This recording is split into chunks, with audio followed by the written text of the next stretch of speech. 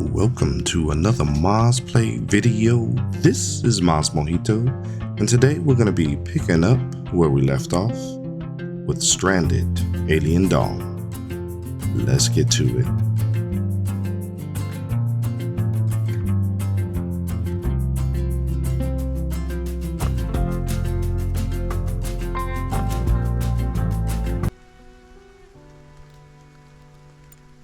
Alright guys, so we're back with Stranded Alien Dawn. Now, full disclosure, we did lose quite a bit of data, so we're jumping ahead a little bit, showing the progress we made from the very beginning stages of us just having some shacks down to now to the point where we actually got a full-blown building. We got a couple farms down, and we got some balloon stations down along with a dedicated power grid. So we're going to work on expanding this base more, and our goal is to try to get like the sample picture that we had in one of our thumbnails. So yeah, let's keep pressing along. We got a fence that's in progress, and all of our workers are armed and ready for business should we get attacked.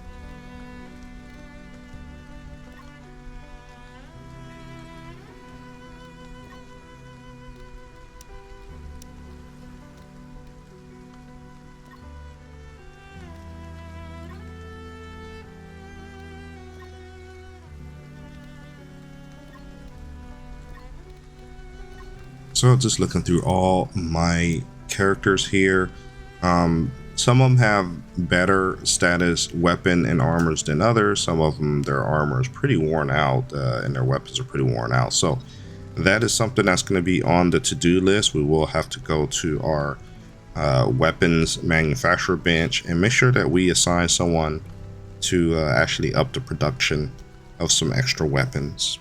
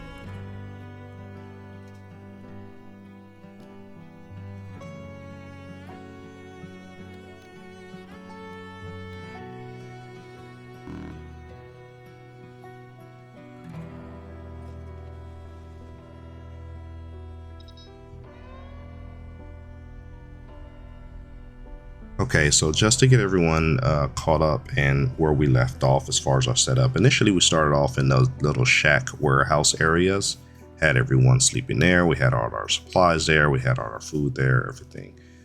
We then turned around and built this 2-story brick building. On the upper level, we actually have everyone having their own bed and their own bedroom. So that is the main change. We converted our former shack sleeping areas to now our warehouse for items that do not need to be refrigerated.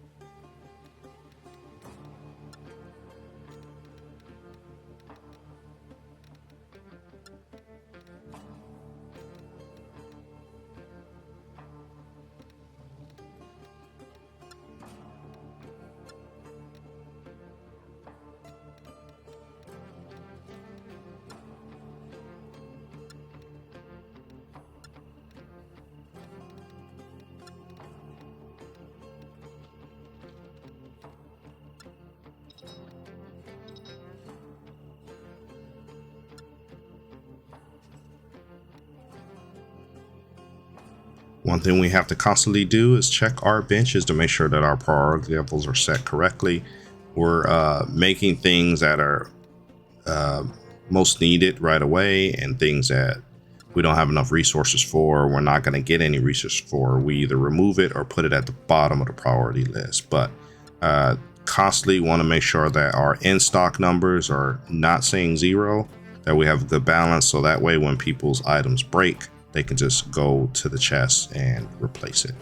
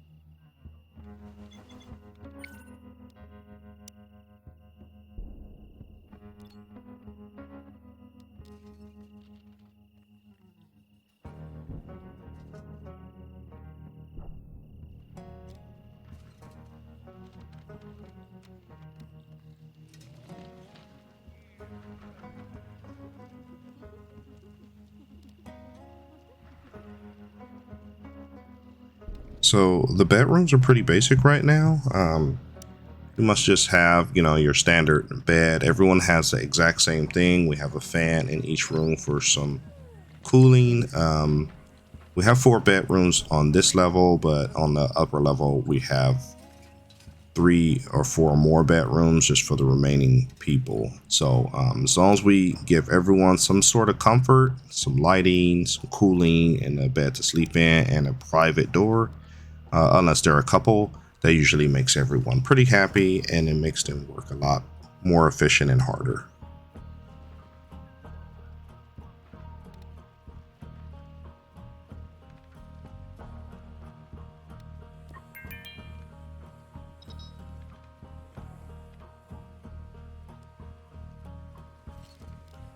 So Connor's one of our best workers. We usually use him for any of the combat activities.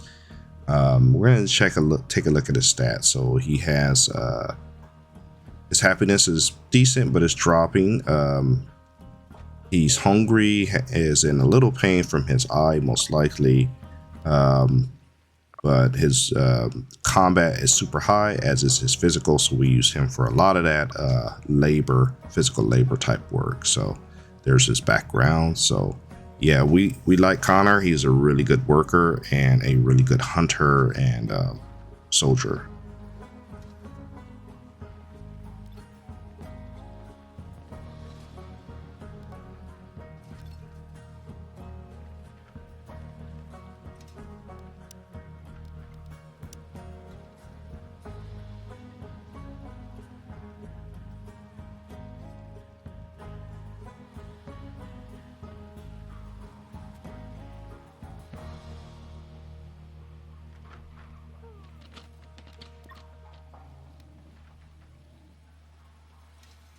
Okay, so some more micromanagement type things that I'd like to do is look at the different people's and favorite items or favorite things to do, either whether it's favorite foods or favorite hobbies, and just make sure I put that either somewhere on the base or even in their room if it's something that's small. Connor and Ember both like target practice, so I try to make sure that I'll put like a dartboard or something in their room and maybe a target thing outside in the main camp.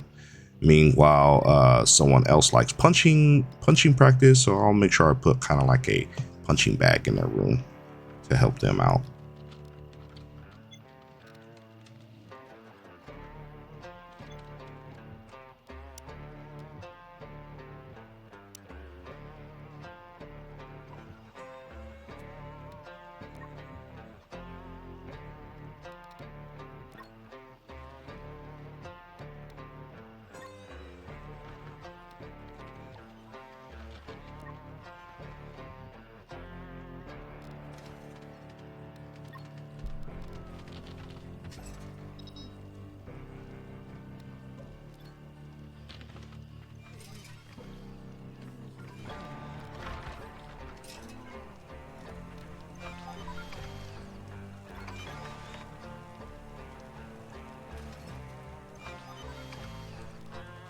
So looking at my furnace, I'm trying to make sure that it's at least producing something. And number one in the queue is metal alloys from scrap. We don't have any more scrap right now. We have to send our people back out to raid some crashed ships. The bugs are starting to build up a little bit, so that makes me a little nervous. In fact, the music has kicked on saying that they're attacking. So we're gonna have to rally our forces to go out and fight these flying bugs off. And obviously, once they're dead, we'll harvest their carcasses for meat.